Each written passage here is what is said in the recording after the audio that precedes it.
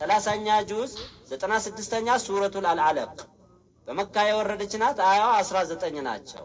ቢስሚላሂር ረህማኒር ረሂም በአላህ ስም ፍጹም ርኅሩህ ፍጹም አዛኝ በሆነው اقرأ باسم ربك الذي خلق አንተ ነብይ ሆይ ያ ፍጥረታትን ሁሉ በፈጠረው በጌታህ ስም ቁርአንን አንብብ። خلق الإنسان من علق አላህ የሰውን ልጅ በማህፀን ተንጠልጣይ በሆነው ከረጋ ደም ወይም ሽል ፈጠረው።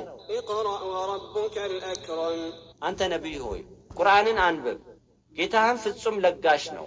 الذي علم بالقلم ያ ጌታህ አላህ ሰውን በብዕር መጽሐፍን አስተማረው። علم الإنسان ما لم يعلم አላህ ፍጹም የማያውቅ የነበረውን የሰው ልጅ ዕውቀት አስተማረው። كلا إن الإنسان ليطغى ክህደት ተገቢ አይደለም።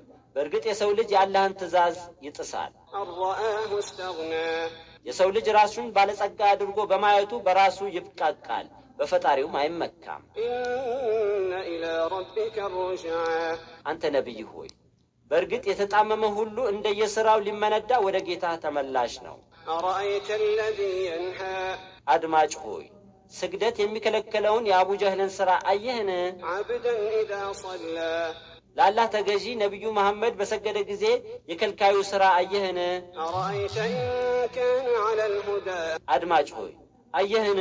ሰጋጁ በእርግጥ በትክክለኛው ምሪት ላይ እያለ ስግደት መከልከል አለበትን? وأمر بالتقوى ወይንም ለሌሎች የአላህን ፍራቻ መንገድ በማዘዙ ስግደት መከልከል አለበትን? أرأيت إن كذب وتولى አድማጭ ሆይ አየህን? ስግደት ከልካዩ በእርግጥ ሐቅን በማስተባበሉና ከአላህ ትእዛዝ በማፈንገጡ አላህን አይፈራምን? ألم يعلم بأن الله يرى ስግደት ከልካዩ መጥፎ በመስራቱ አላህ በእርግጥ እንደሚያየው አያውቅምን?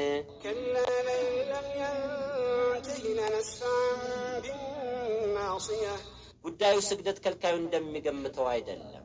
ከተንኮሉ ባይታቀብ አናቱን ቆንጥረን በመያዝ ጀሃነም እንከተዋለን። ناصية كاذبة خاطئة የስግደት ከልካዩ አናት ዋሾ ስህተተኛ የሆነች አናት ናት። فليدع ناديه ስግደት ከልካዩ ተንኮሉን እቀጥልበታለሁ ካለ ለእርዳታ ግብረ አበሮቹን ይጥራ።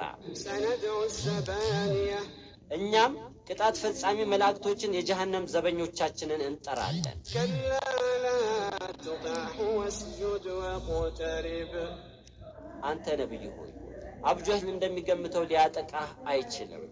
ሰላትህን ተው የሚለውን ጥሪ አትቀበለው።